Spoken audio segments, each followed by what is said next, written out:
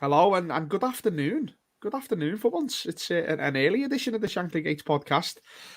Just shaking things up a little bit in the run up to Christmas. You know, that's what we like to do. David, joined by both Kieran and Dan. Hello, fellas. How we doing? All right, mate. Hi, buddy. All good. All good. All good. Nice to see you.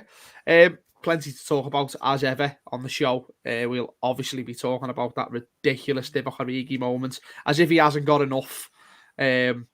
Where Liverpool win 1-0 away at Wolves. We'll have a little look at a pretty much a nothing game in the Champions League against AC Milan. We'll look ahead to Anfield against Aston Villa next weekend.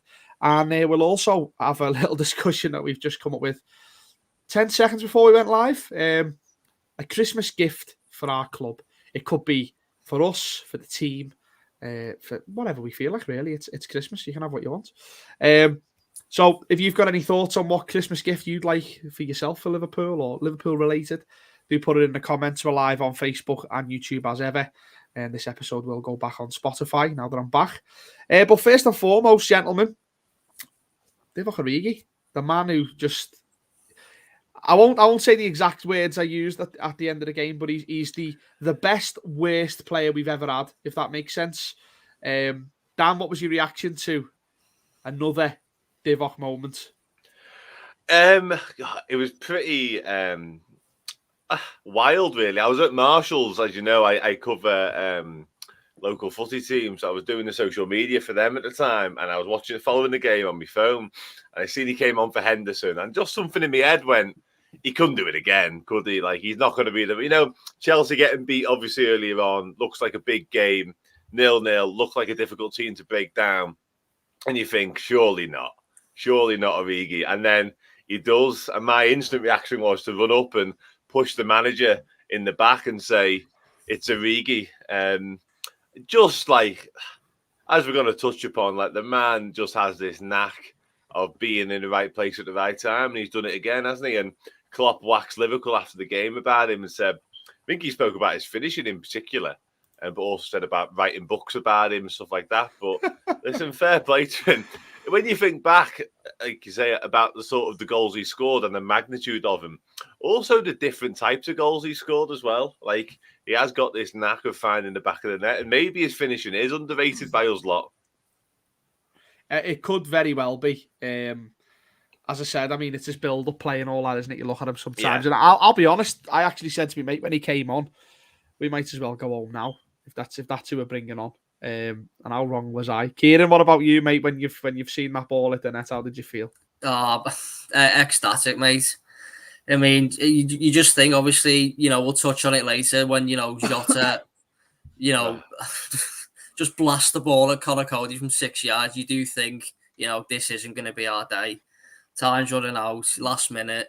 All of a sudden that happens. You just, wild celebration. I sort of can't remember what I had in my hand at the time. It got thrown in the air. It was, just another one of those moments, similar to Dan, really, comes on for Henderson. You think, it can't happen again, surely. It always seems to be like the last throw of the dice. Liverpool bring Origi on. But like more times than not, again, he's come up with the goods, fantastic work from Salah, but, and he gets it. Still got a lot to do, great touch. He's completely done the keeper. The keeper's, gone completely over to the other side, and he's just flicked it back into the other corner. And, it might be cliche, but you just don't know how important those additional 2 points are going to be at the end of the season, mate. And, you were there, I want to ask you, what were the scenes like, mate? I'm guessing it was absolutely, pandemonium. Unreal. Yeah, it was. So I was the opposite end to where he scored. So obviously the Wolves away end's massive. It's just on the whole side, isn't it? Yeah. It's bad in terms of like atmosphere because you can't get it going. Do you know what I mean? It's so long. So when he scores, it's almost that moment of like, has that gone in? Whereas that end, you're there, you can see it. So it sort of ripples across the stand when you see it's gone in. It was just pandemonium. It was absolutely crazy because I think what made it better was Wolves have time wasted from like mainly the second half on. and it's come back to bite them in the backside. And I just love it when that happens, because don't get me wrong, Wolves' first half were brilliant, absolutely brilliant. We were shocking first half.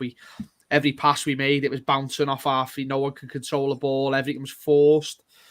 Second half, Wolves, I think, kind of just assumed that they were going to hold on for a point and hope to it on the break. There was a moment where Adama Traore almost got through, and their manager, Bruno Lage, was going mental because they missed the opportunity to have a chance. But then we grew into it, and the lad who I went with was saying, we'll have a chance, we'll have a chance. This was after Jota's horrendous miss, which we'll talk about in a minute. And I thought it came with Mane. Yeah. Remember Jose Sarr saves. Yeah. And I think Salah had one, but it was a bit of a tame effort towards the near post. And I thought that was it. I thought that's, we're done. You see that going, it's bonkers. I remember coming out the ground, Liverpool top of the league, because obviously City hadn't played yet. Being at the train station, and there's Wolves fans one side, Liverpool fans the other side, and it's just brilliant. It's just the atmosphere was just fantastic after the game.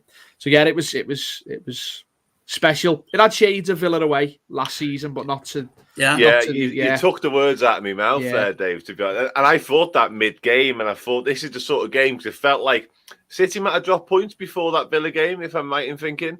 And it just felt like it had the same sort of magnitude and the same sort of importance. And I thought, we're not going to fail to break these down, and it hurt us. But then that came into my mind, Villa, and I thought the scenes at the end of that game looked very, how was that Villa? Looked very similar, Yeah, I was fortunate enough to be at Villa as well. And it was probably better if I had to rank them, purely because we were 1-0 down and not 0-0. Yeah. But it, as you say, it had that meaning, didn't it, behind it, Kieran? Do you think of, like, I know it's very early days and it's only December, and there's a long way to go, a lot of football to be played, but that sort of result could be massive, couldn't it? Mate, honestly, just the way it's been going. I know we've dropped some, silly points already this year, but you think between us, City and Chelsea, the margins are going to be just so tight. You don't, like, honest, that could be a vital 2 points. I mean, every single week we're going to be, looking for these little, Chelsea, they might get held here, City might get held here, and they'll all add up at the end of the day. It just does make so much of a difference, not just to the points of the table, but to the team as well. They're going to be, as we say, buzzing off that. That's going to bring them, even more together, even if they weren't already. Just, in any game to win it that late on, doesn't matter who it is or how it goes in. Just, getting over that line, getting those 3 points. Other, Chelsea, City, they're thinking, Liverpool going to drop some points here, and their hopes get dashed and ours get raised. So you don't know. It is early, mate. There's still loads and loads of football to be played. We're still going to play Chelsea and City. I'm still going to play some teams twice. So a long way to go. But little things like that, they will add up, mate. They definitely will. Just in terms of what Kieran was saying there, Dan, obviously, I know City ended up going top anyway. But obviously Chelsea lose earlier on. Both eyes will be on Liverpool at the 3:00 slot. Yeah. What impact do you think that might have on the likes of Guardiola and Tuchel, and even potentially their players? Because, as Kieran says, they're watching that match. Maybe they're either finishing their game at Chelsea, they're warming up at Watford for City, and they think, Liverpool have dropped points here. This is a chance. And then, as I say, we all know what happens next. What sort of impact do you think that has? Is that like is it too early for like a warning shot to be sent? Are they starting to doubt themselves now? Is it in Liverpool's hands, sort of thing? I don't know. What impact do you think it might have? I think in normal seasons it would be too early, if I'm honest, because normally we're not quite sure about how the table's going to pan out. But I think this year it's pretty blindingly obvious to most that there are 3 top quality sides in this Premier League, and that is us, City and Chelsea, and the rest just fall some way short of that. And I think you are going to see the odd game whereby teams drop points against teams outside of that. That's natural. That's football. But realistically, everyone was talking about Arsenal the other week when they came to us, about how good a form they've been in and maybe challenging the top 4. And then when we hand it to them and we just look a cut above, everyone says, there's 3 teams in this and they're miles better than everyone.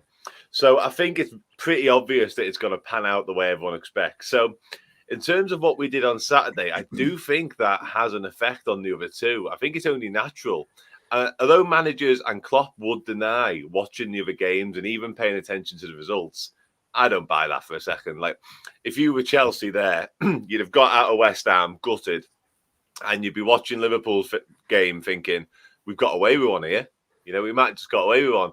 And you don't know what sort of mindset they're in. They might be a little bit more buoyed by that. And then all of a sudden, we go and hit not only Wolves late on, but also Chelsea.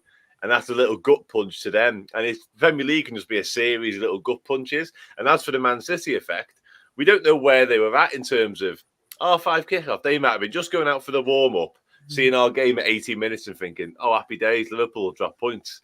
And then they come back in and we've nicked the 95th minute winner.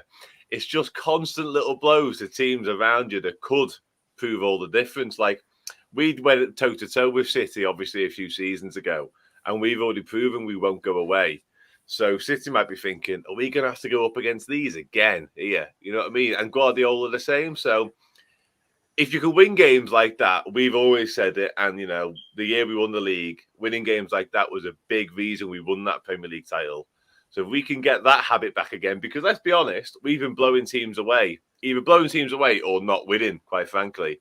So to get over the line in a scrappy 1-0 is brilliant news.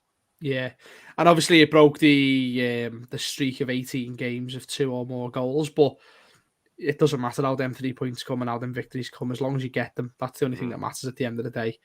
I mean, we haven't spoke about Jota, Kieran. I mean, how did he miss? I don't know.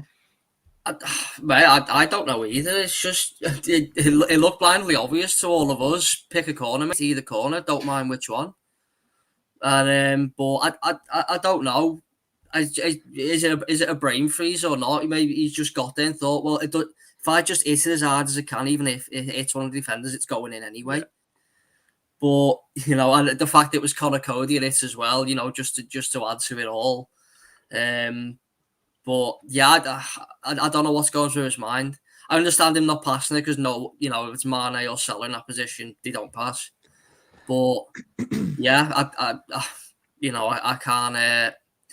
You know, I've got no reason to suggest why he's done that. It's just, you know, that's what happens. That's football, isn't it? You know, well, so, if it was someone else, it was Salah, he probably tucks it away coolly. Yeah. But, you know, you can't complain with Jota's, you know, goal return and, you know, his quality of finishing so far this season. So, I just put it down to football, mate. It's just, you know, it's just one of those. He didn't have the best of days, to be fair. He missed the chance in the first half as well, didn't he? Header as well, wasn't it? Header, yeah, that was a big chance. Want to score against his former team? Maybe he thought, no, I don't want to do this. Which it made me laugh because he got booed for the majority of the game every time he touched the ball, and then they clapped him off the pitch, and it's like, that's not, you know, make your choice. You either don't boo him or you can, like, you know, well, that was a bit strange. But some of these grounds we go to have got some real strange people at them. So yeah, Dan, I mean, for you, he misses that opportunity, and what is he now going to be doubting himself every time he comes up? I know he sort of mentioned, I don't know whether he put it on Instagram or not, he thanked Divock Origi for sparing. Do you think he might be doubting himself next time he goes up on goal, or do you think he just needs to get a goal as soon as possible? I wouldn't have thought so. Like Kieran said, his goal return has been outstanding since he joined the club, really. You know, I think second only sort of in the Premier League, unless I'm very much mistaken, to Salah. You know, he's lethal, really, which is one thing he's kind of got over Firmino, in my opinion, when people have that conversation, is his goal record, and it's the fact he is so, effective, I suppose, in front of goal, because he doesn't need that many chances. Whereas Firmino, we all know, will need 5 or 6 chances to score 2 or 3 goals, potentially. Jota's just... The problem was, he might have had too much time to think about that, because so many of his finishes are almost instinct, and he just takes it, like I say, in the 6-yard box, pop it up, right place, right time, and he just finishes naturally. And it looked like he just had all the time in the world to think about where am I going to put this. He ended up just putting his foot straight through it, which obviously wasn't the best idea. And obviously Connor Cody's gut didn't appreciate it either. But yeah, like I said, I don't think he'll spend too much time pondering over it. He got off the hook, really, with the Origi goal. So laugh it off, move on. I think it was his birthday and played at his former club, so it was a bit of a mad day for him, really. But laugh it off, move on, and if he gets a game against AC Milan, he'll put it right there, I'm sure. Well, this is what I was going to ask you, so we'll move on to Milan. It is pretty much a nothing game, and we have got a run now of games of fixtures where things get tough over the festive period. And I mean, we're still in the League Cup and stuff like that, which is very surprising to me, you know. But if it's you, Dan, are you throwing Jota in this team against Milan just to get him a goal, or does he need a rest? Where do you stand on it? Oh, no, he's nowhere near this team. If I had it my way, if I'm going to be honest with you, I'd probably make 11 changes tomorrow if it was possible. Without doing the science behind us just yet, I'm going to guess that isn't possible, given the squad and the injuries we've got. But no, he wouldn't be in this side. Like I say, I don't think it's necessary. I think in an ideal world, he might play immediately and get a goal because all forwards love scoring goals. You know, I think Salah the same. Salah would love to play tomorrow and score. There's absolutely no doubt about that. But in an ideal world, we'd look at it the other way and almost get important minutes and potentially goals into other players. Like Origi, I know Klopp said today, will likely start. And I think that's important. I think the same for Minamino, because I would look at more in terms of what's going to happen in January. I know we've got a really busy period now and we're going to need these players, including the Carabao Cup. But January, as we all know, we lose Salah and Mane for a very short period in many ways, in terms of Premier League football anyway. So, yeah, I would be looking to get important minutes into Minamino, Origi, etc. What are you seeing, just before we move on, Dan, about the African Cup of Nations? Because it's still up in the air, isn't it? There's some people are saying they'll miss Palace and Brentford, is it, and the FA Cup. Some people are saying they'll miss Leicester and Chelsea as well, and another game at the end of it. Where are we with that? From what I've seen, it is still just Palace and Brentford. That looks like the most likely outcome. The actual tournament itself has been thrown into some sort of controversy in the last few days, given what's going on in Africa in particular. There's also talk about moving the whole competition to Qatar, which is the latest sort of development, which would see it start earlier and it would see us miss them too for Chelsea. So that would be a huge blow, obviously. But at present, as things stand, if the tournament goes ahead as planned, it will definitely be just that Brentford and Palace game and the FA Cup. And let's be honest, depending on the FA Cup draw, which is tonight, we probably wouldn't see them play anyway. Yeah, definitely. As I said before, very surprised. We're still in the Carabao Cup, never mind the FA Cup.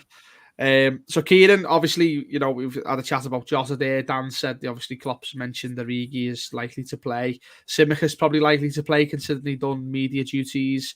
Is there anyone else for you who's nailed on for starting, and anyone who you think must start?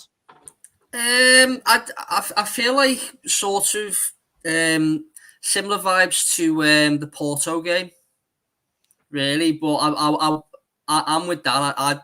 I'd be resting quite a few. I'd keep them on the bench though, like Salah, Jota, and whoever, just to give them a run out 15, 20 minutes, keep them sharp and that. But I think it, it'd be similar. Like, but I'd start with Kelleher in goal. I think give him a decent Champions League start. There's no reason why he shouldn't.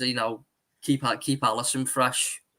I'm looking at Neco Williams would probably, as he did against Porto, play. I'd imagine.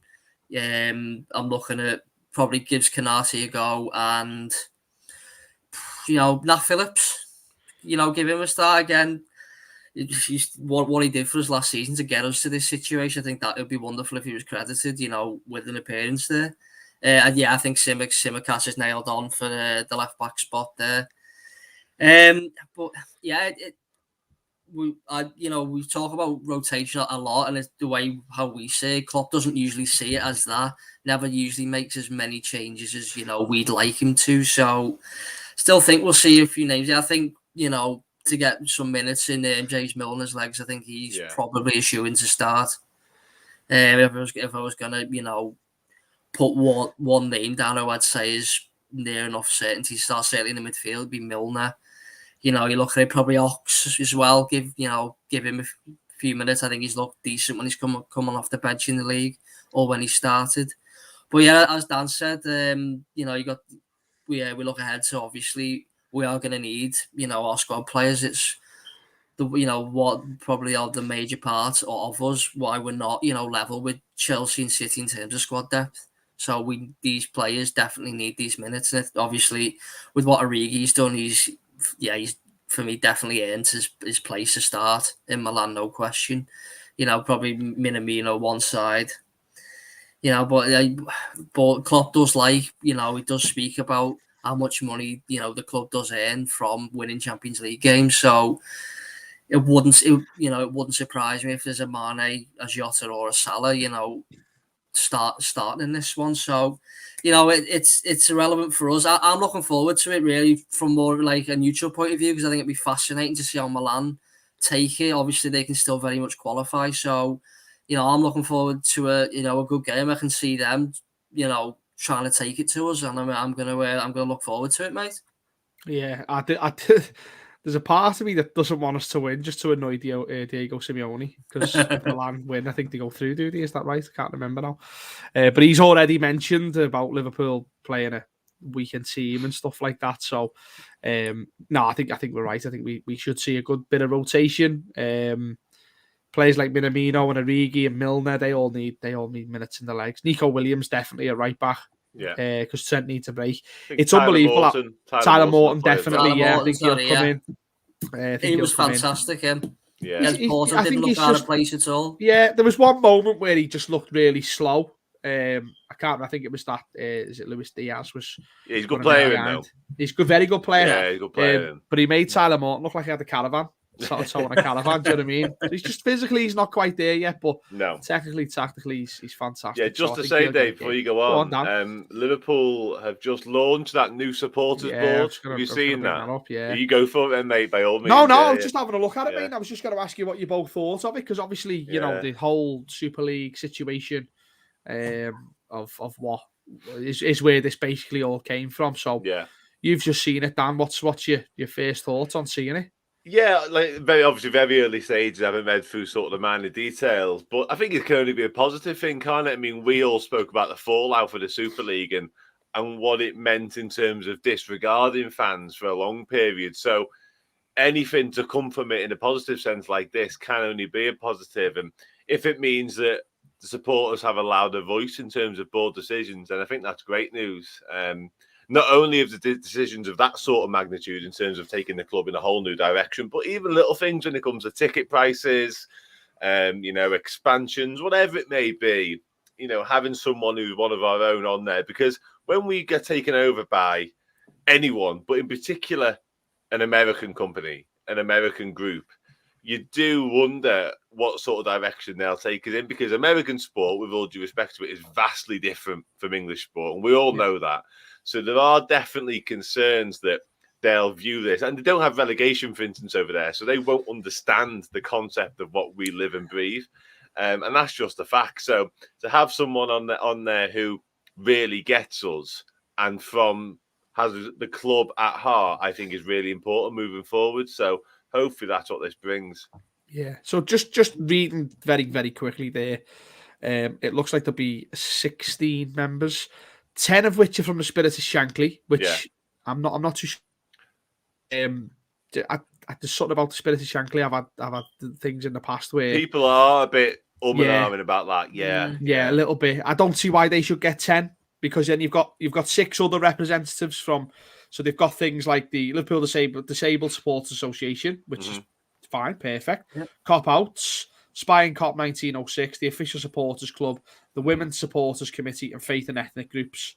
And then the existing fan forum structure will remain in place, but they'll be reshaped into 3 main working groups. So my only thing is about the Spirit of Shankly, because I understand, there's times where I don't see, I don't know, I'm skeptical. I am always skeptical about them. I've had issues in the past with them. And a few other people I know of, and it just seems to be a bit of a boys' club at times. That I've seen a little bit of discourse, I must admit, on social media about their involvement. I know they were a big driving force behind this, so that can only be the rationale behind them having such a majority. But when you break it down, like that, it does seem a little bit strange, because 10 from one group, and then it sounds like 6 individual groups represented by one, and one of them groups is the Official Supporters Club. Now, you'd think that would hold more sway, wouldn't you? You know what I mean? It's a strange one, but like I say, hopefully it all pans out. Again, I mean, I'm totally on board with it if it pans out, but I'm skeptical. I am quite skeptical. Kieran, for you, where do you stand on this? On the whole, all for it. Especially, I had me say on the Super League and all that. So this, it's fantastic to have, representation of, as you said, people who live and breathe the club, mate. It's, it's what it should be all about, to make sure that we don't repeat the mistakes that have happened in the past, that we, we keep the club values close to the heart, and, that's the way we go forward. And it can only be a good thing, mate. I would, tend to agree with you both on, obviously, the spirit of Shankly there. Certainly the way they've, divvied it up, 10 for them and then 1 for everyone else. But, nothing we can really do about it. So, yeah, on the whole, mate, very positive, and, I'd certainly welcome it. Yeah, absolutely. I think, the main thing for me is obviously, well, not the main thing for me, but probably the main thing for the owners, what they haven't realised, and I think they've come to realise now, is obviously we want people to sort of have our corner and say, no, the Super League's a bad idea. No, them ticket prices are too expensive. No, we want more stand. We want this building in the Anfield Road or whatever. But I think it's a good way for the owners to actually avoid bad press, because every time they've done something, whether it be the £77 tickets, the Super League, whatever you want, they've always had to come out and apologise. And I know that's standard PR. You do something wrong, you come out and apologise. But if you can eradicate the need to apologise, if you can instead go via the supporters group and say, look, we've been approached by Barcelona and Real Madrid. They want to form a Super League. Where do you stand on this? What should we do? Yeah. We can then turn around and say, that's a terrible idea. Don't do it. Liverpool can then come out and say, do you know what? We don't want to do that. We don't think it's a bad idea. Our supporters don't want it. It's good PR straight away. The fans, not only are you actually being the custodians of the club that you claim to be, you're then actually getting good press for it as well, and people can turn around. And they'd have avoided so many mistakes had they done this previously. Yeah, I know it's all very easy to say in hindsight, and in fairness to the club and the ownership, very few football clubs that I know of, certainly at the elite level, had this. I know Germany is the massive thing, which is probably why they weren't heavily involved in all this palaver. But yeah, they'd have avoided the trademark thing. They'd have avoided ticket prices going up, all that sort of stuff had they done this before. So staff, better late than never is probably the only sort of angle we can approach this on, and it's done now, so it's good. And you know what? Like, the owners get a bad rap a lot, but at the same time, as awful as this might sound to traditionalists who love Liverpool and have for years, football is a business, and at least our owners care about us generating money. They don't necessarily care about taking money for themselves. Like, we aren't in bucket loads of debt. Yeah, they're not fleecing us of loads of money. Everything that we earn is going back into our club, and they generate that revenue back into the club. So it's almost self-serving. And you look at the Anfield Road, the main stand, Kirby, all them developments, the transfers we've made. You can't really complain too much. And that's another one of the issues about the Spirit of Shankly, is their overall aim is to own the club. And I don't know whether that's a wise idea, because in this day and age, it's pie in the sky for me. The owners own the club, the supporters own the club. Do they though? Do they? You need somebody to back it up and have the money in this day and age. Crazy. Can you imagine saying, like, right, we're in talks to sign Mbappe. Oh, hang on a minute. We'll just have to ask all of our thousands of supporters, should we spend? Oh, he's gone to Tottenham. You know what I mean? It's too late. So that's my only issue there. But yeah, absolutely something to definitely. I agree. Let's do a quick score prediction for the Milan game, because it doesn't really matter. But let's do it anyway, Kieran.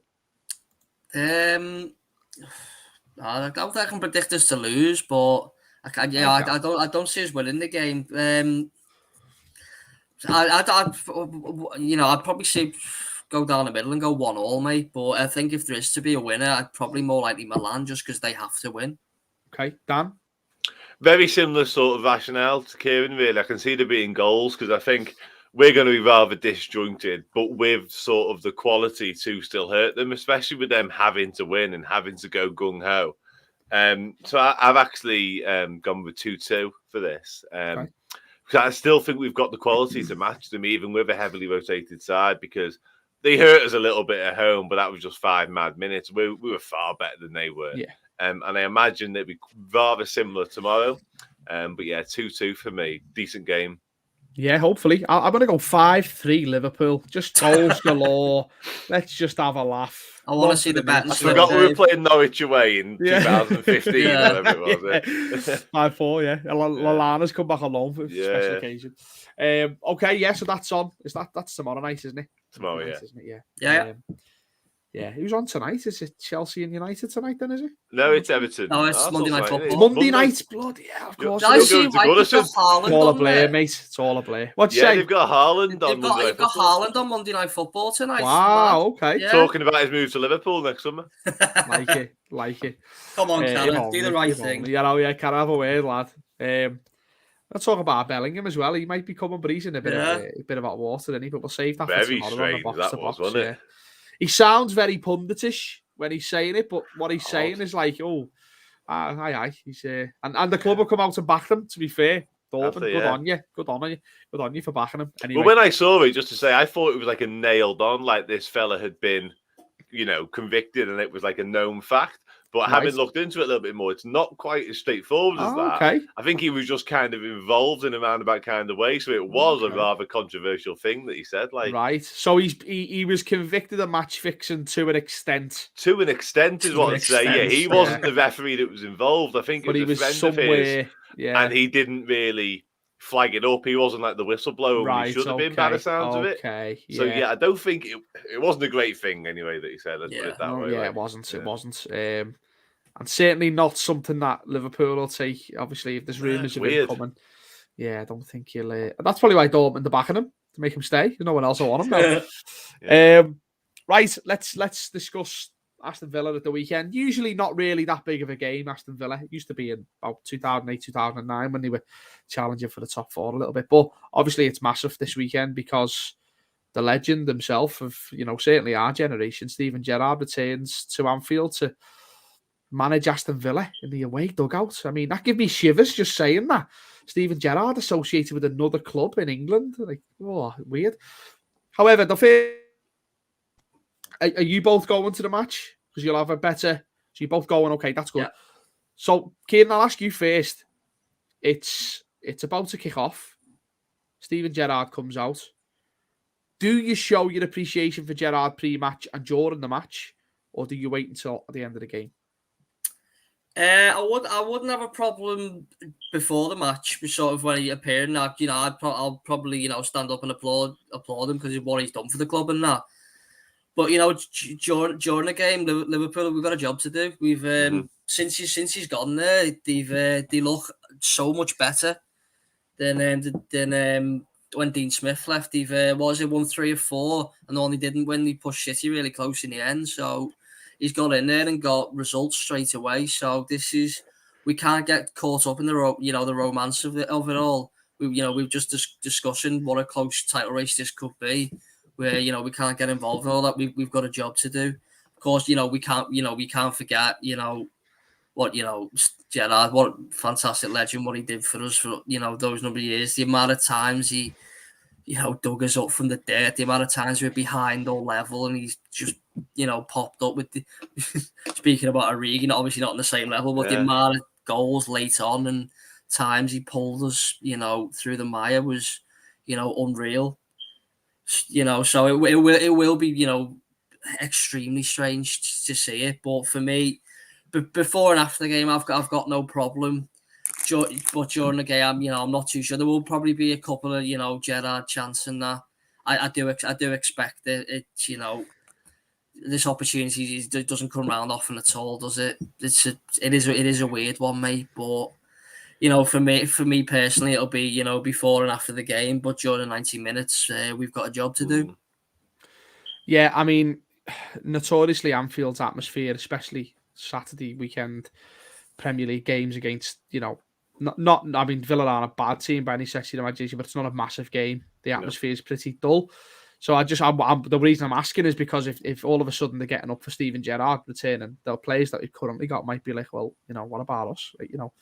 We're one of the best teams on the planet at the minute. You can't even sing for us. But Dan, I mean, for you, do you think that's right? And also, will you be showing your love for Steven Gerrard before and after the match?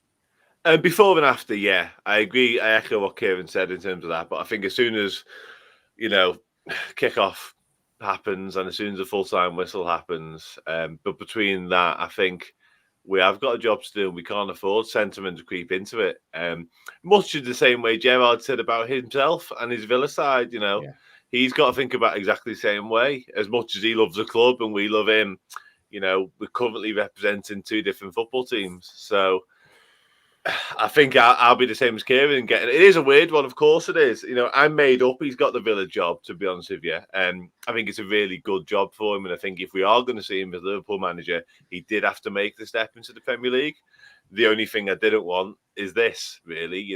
That's the one sort of caveat that nobody wanted as a Liverpool fan, to play against him, to come up against him. It's not a nice feeling. Of course it's not. But yeah, like I say, I think before and after the game, no issue with it whatsoever. I'm not even particularly comfortable with us singing Gerrard songs during the match, to be honest with you. It might well happen, Kieran might be right, but doesn't sit particularly well with me. It's similar to when we were singing Ollie's at the Wheel against everyone else the other week. It was just bizarre.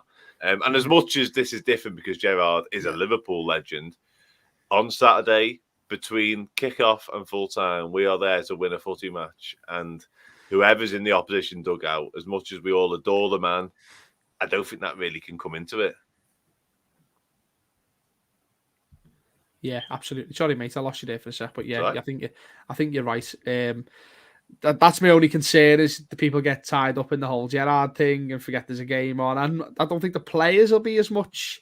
It's only really Henderson, is it, who's actually played them. I know Milner might have crossed past them internationally, but I can't think of anyone else who might have played with them from our squad. I don't think there's anyone. Has Gomez been around that long, maybe? Or Gomez might have been just about might have just potentially. been in, yeah. We signed him very young, didn't we, Gomez? Yeah. So Gomez's first game would have been Stoke away. And I think that was the year after they beat us 6-1, was it? The year after that, right? Maybe not then. Maybe. So did Gerrard leave that? He left that summer, didn't he? I think to LA Galaxy. So yeah, he might have just missed them, but that's a good shout. That's a good shout. Close that would be the very, closest very one. close. And then Henderson, obviously, like you say, yeah. Henderson will have, and as you say, Milner probably will have it at some point. Mm-hmm.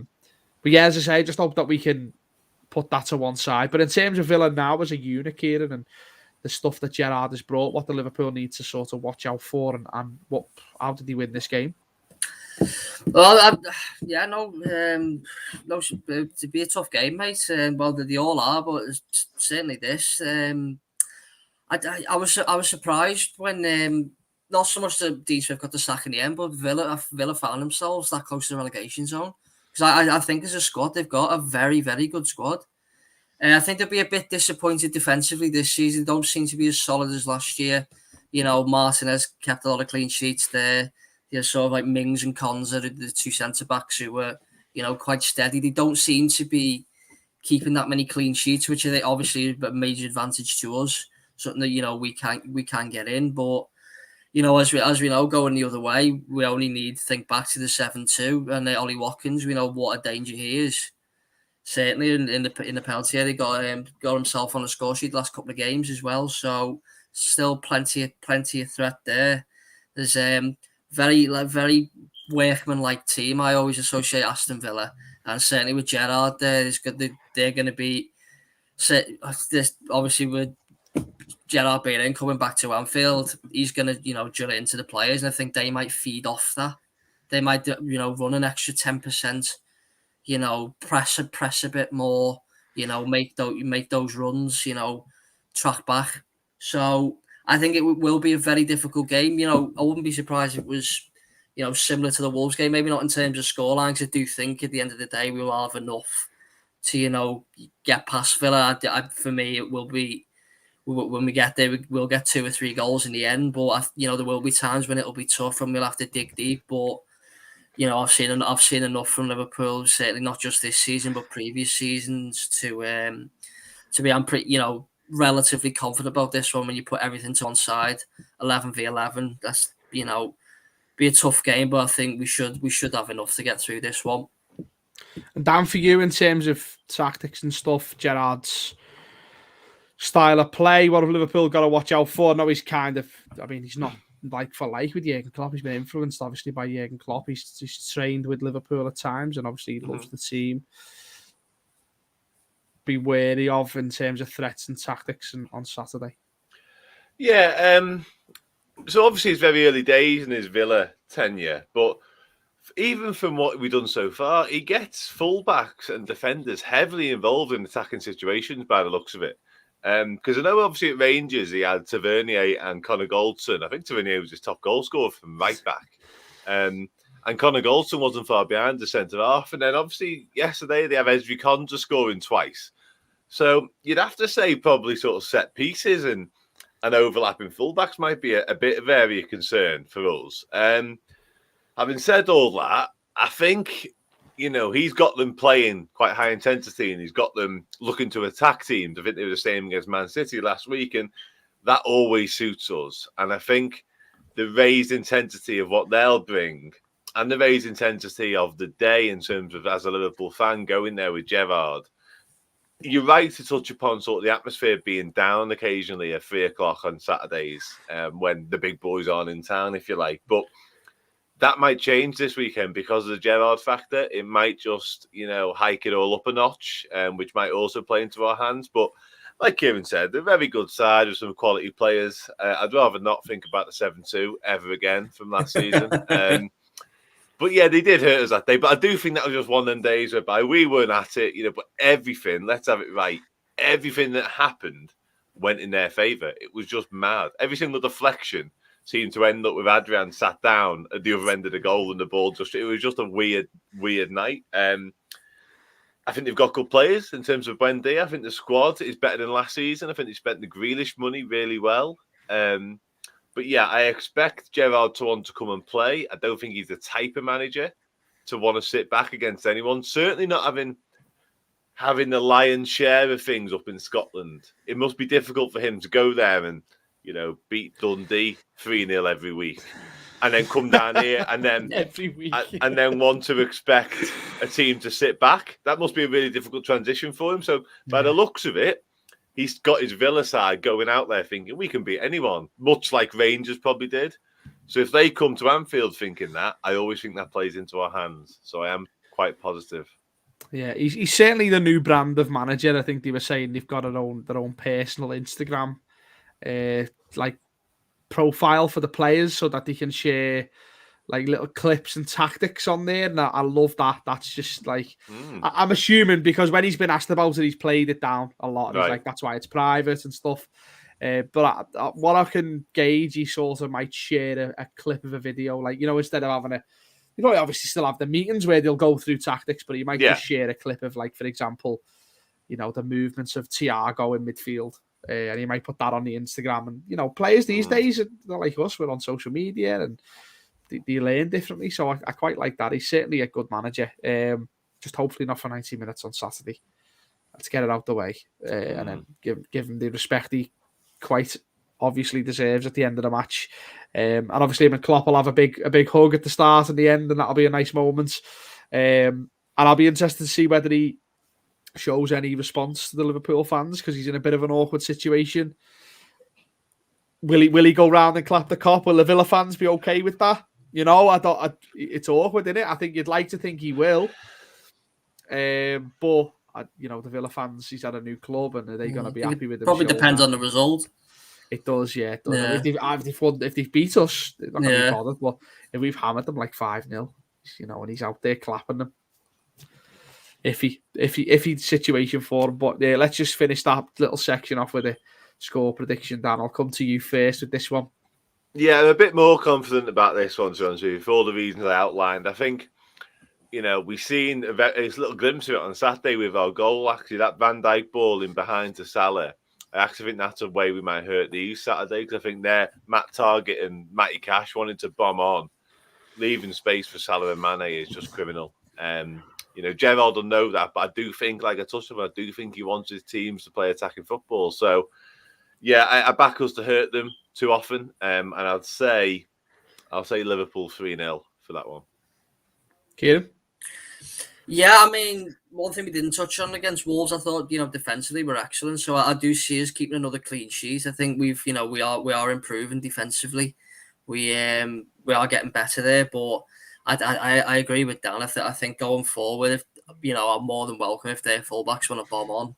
definitely. So, you know, at the risk of not repeating Dan, I'll settle for 2-0. But you know, and any win will do for us. I do think we will keep a clean sheet though. Yeah, I mean, I was going to say 3-0, but I'll say 3-1 just to be different.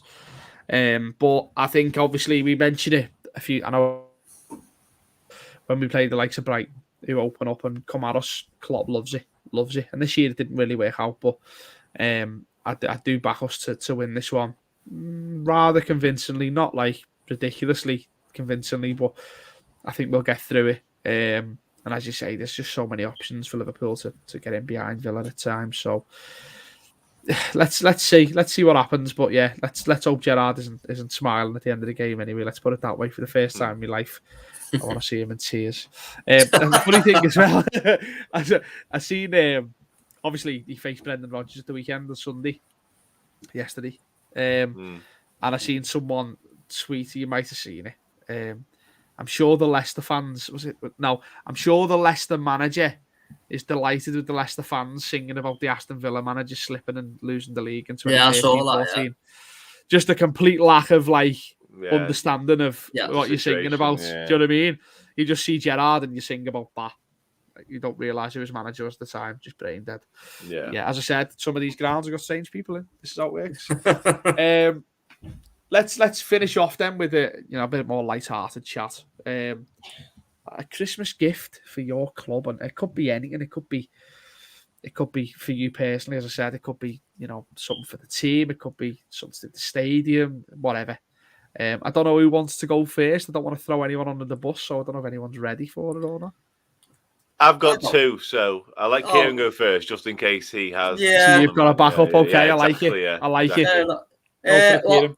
For me, well, we touched on it a little bit earlier. A wonderful Christmas gift for me is, I wake up on Christmas Day and the African Cup of Nations has been cancelled. That'll do me. If I see that all over the internet, fantastic. Quite like that. Yeah. The only other one, small one for me, and probably other fans going. Any chance of moving the Boxing Day fixture to a reasonable time and not 12:30? 12 against Leeds, yeah. Yeah. I mean, they'll be up for it, but 12:30 on a Boxing Day, especially when it's in Ashes winter, and I'll be up all night watching that. It'll be a tired one, but I'll go with AFCON being cancelled. Like that. Probably no offense to any viewers from Africa that are watching, because I know Klopp was Klopp got into maybe a little bit of trouble for saying that. Yeah. But I've got to be greedy, and I wouldn't be disappointed if I saw that news on Christmas morning. I think it's acceptable to want AFCON cancelled because we don't even want our country to play international fixtures. Yeah, you know what I mean? That. It's not like we want England to play the World Cup and any forthcoming Euros while at it as well. Yeah, especially the next World Cup when it's the middle of the season. Yeah, we don't want to know that. That's going to be hell. But I do like that, Kieran. That's a good one. We got lucky a few years ago on Boxing Day as well. Actually, didn't we, with Leicester away, 8 o'clock kickoff. Later one, wasn't it? Yeah, it was late one. Yeah, you have the day to enjoy and then travel. But it's late again this year, isn't it? A couple of days we've after got Leicester on the 28th. Yeah. And it's one of them Amazon Prime fixture days as well. They used to have Boxing Day, didn't they? But now they've got like the 28th. Yeah, was Boxing Day previously. Yeah. Do mate. Yeah. So happy days. Dan, let's go for it then. What have you? Well, first of all, did Kieran take one of yours? No. So do you want? Have you got one? You can have both of them. Okay, I'll go with both then. So, Mike, I've just thought of the second one a second ago. Okay. First one will be Harvey Elliott back. Love it. I think that would be a brilliant Christmas gift. And I've read today that he is very close to returning to team training. And I just think his there was a line in the piece that was from the Athletic today, and it said his unwavering determination and professionalism to get back has meant he's well ahead of where he should be. So if that can continue for the next few weeks, so we can get him back even earlier again, i.e. Christmas, that'd be massive for us, because I think he was outstanding. I was leading the fan club early season, and what's happened to him was just brutal. So Christmas gift, getting Harvey Elliott back fully fit and ready. And my second one was just getting to me, Mohamed Salah signing that new contract. Oh, yeah.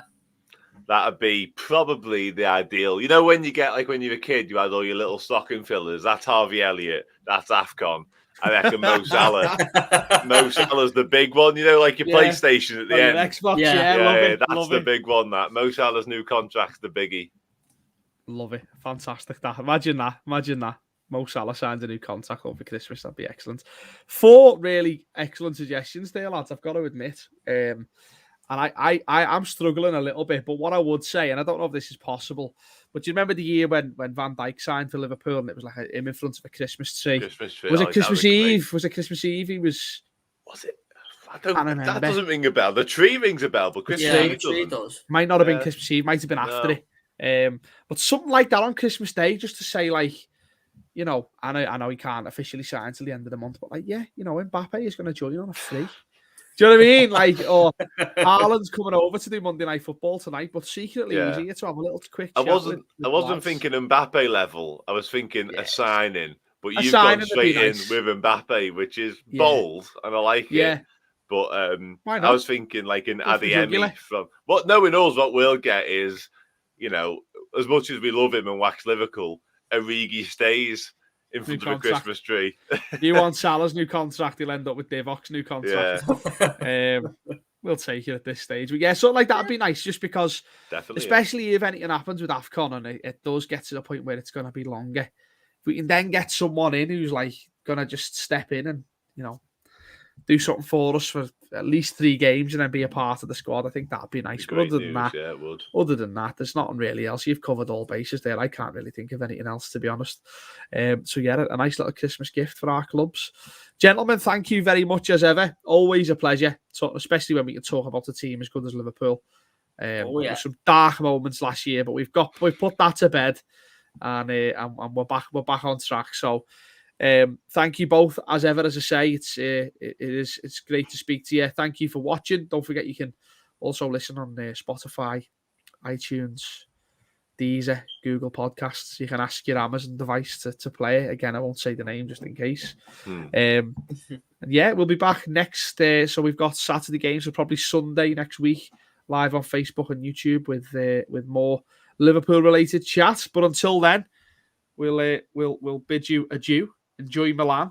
Enjoy Villa at the weekend. We'll see you soon.